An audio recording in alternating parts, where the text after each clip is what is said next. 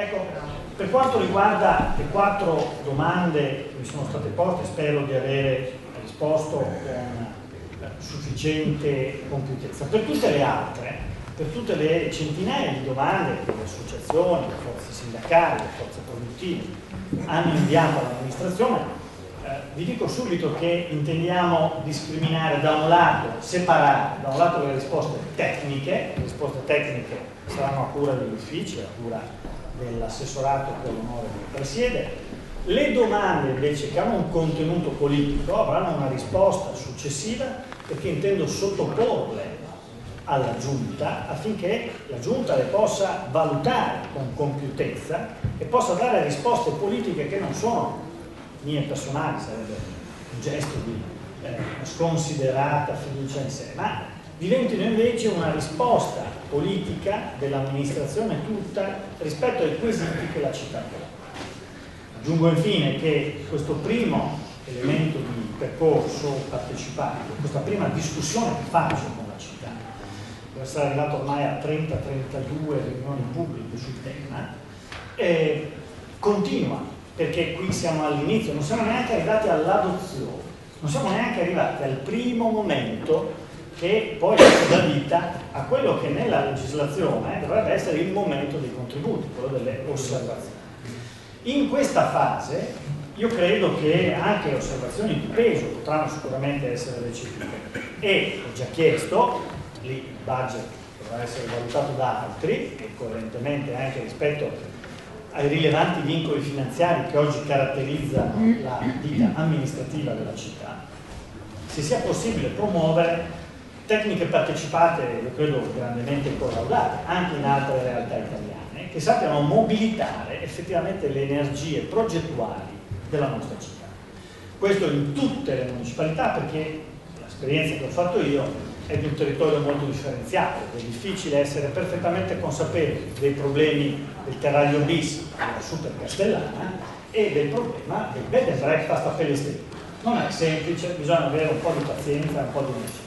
E quindi l'idea è quella di promuovere dei workshop progettuali partecipati, distribuiti nella città, che sappiano generare e davvero attivare quel percorso di condivisione e di alimentazione con suggerimenti e proposte a scelte dell'amministrazione. Alla fine responsabilità prenderà la propria decisione.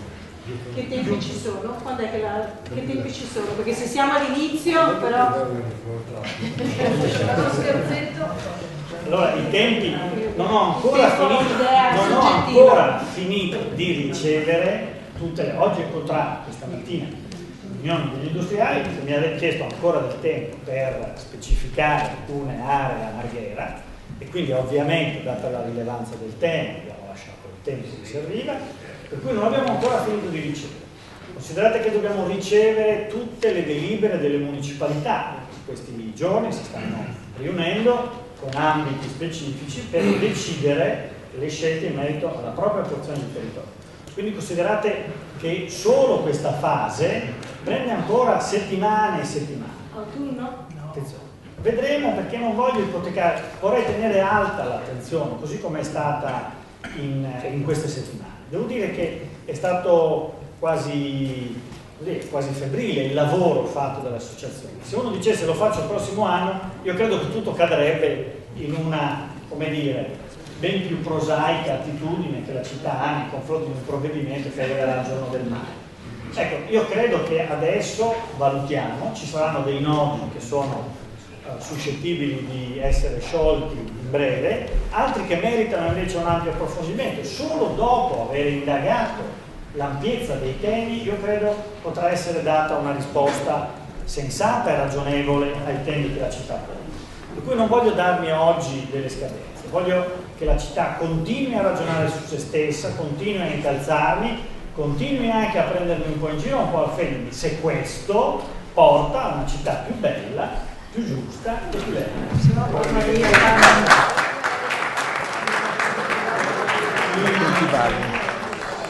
Appunto lo ringrazio tutto per il fatto di aver accettato il confronto e di averlo proposto anche in altri momenti. Adesso è molto difficile difficile così fare una chiosa a quello che è stato detto. Ci sono alcuni elementi, abbiamo visto, della città metropolitana che probabilmente vanno riaffrontati anche a livello regionale, ma però per due domande la risposta sì o no credo ci stiano ancora. Una è quella da parte degli standard pubblici, se lei ritiene che gli abitanti equivalenti, tra virgolette, debbano avere un ruolo, si dice tanto quanto, ma devono avere un ruolo nel dimensionamento di questi standard, primo. E la seconda... Posso chiedere? No, la domanda non è posta in modo corretto. Io voglio che insieme cresciamo, facciamo delle domande che ci aiutano a pensare questo strumento in modo diverso. Non è un documento che dice quanti abitanti, è un documento che dice queste sono le invarianti ambientali, questo è il territorio nel quale possiamo decidere di fare degli investimenti, questo è null'altro, non dimensione. Io credo che sia doverosa un'assunzione di responsabilità da parte nostra, perché se vogliamo far crescere questo documento dobbiamo farci le domande giuste, e le domande giuste in questo momento: è adeguata la riduzione del consumo di suolo? Vogliamo di più? Vogliamo avere ulteriori garanzie rispetto alle nuove polarità urbane? Quale laguna? Quale laguna? Non c'è una riga. Scusate, la seconda domanda. Un attimo. Se qua risposto dialetticamente avanti. Deve dialetticamente invece. L'ultima domanda era quella invece relativa proprio alla residenza, cioè infatti identifica appunto gli ambiti di sviluppo, definisce per esempio per Venezia, che probabilmente l'aspetto più problematico, il fatto che vengano recuperate alcune aree che sono poi le ultime, vengano realizzate ristrutturazioni edilizie all'interno della città insulare. La domanda è se lei non ritiene che queste aree libere, per esempio Italgas, Umberto I piuttosto che Sant'Elena, non debbano essere definite nel patto come prioritariamente destinate all'edilizia convenzionata piuttosto che a social housing. Allora, su questo do una risposta che da un lato politica e dall'altro tecnico. Allora, sotto il profilo tecnico, no? Scusatemi se sono così, perché non è un documento conformativo, non può dire cose del tipo lì case, non può dire lì un certo indice, perché è nella natura dello strumento di fare altro. Allora, questa è la risposta tecnica. La risposta politica è: lo stiamo già facendo. Ho portato in pre-illustrazione Umberto I, che è la prima delle aree che io credo molto utilmente l'architetto Zordani ha evocato, proprio dicendo: benissimo, partiamo da una delle aree di proprietà comunale e partiamo da lì per realizzare case per le famiglie veneziane, articolando l'offerta tra l'edilizia convenzionata, l'edilizia a riscatto, l'edilizia a regimi moderati di affitto, l'edilizia sovvenzionata.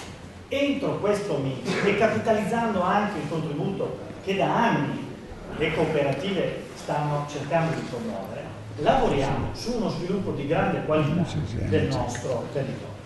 Questo è già andato in pre-illustrazione, quindi non è un fatto, come dire, sul quale si sta facendo qualche generica riflessione, ma è già un elaborato progettuale, validato insieme alla sovrintendenza, che cerchiamo di chiudere al più presto, affinché poi dopo l'assessore competente al patrimonio alla casa possa poi promuovere un bando in grado di consentire la concreta realizzazione di quegli interventi entro quel mix di offerte che ho prima ricordato.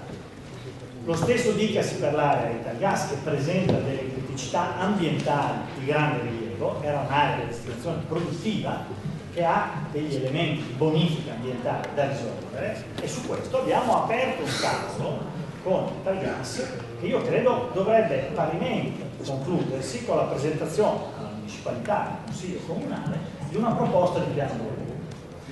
Per quanto riguarda le altre aree, una dopo l'altra, vogliamo esattamente, con la filosofia che l'architetto Zordani ha prima ricordato, promuovere una residenzialità articolata in tutti i suoi segmenti, senza dimenticarci che solo residenza non si può realizzare, ma ci deve essere anche quel mix di servizi che assicura qualità della vita, opportunità di lavoro, in questa città si deve anche ovviamente lavorare, e una residenzialità offerta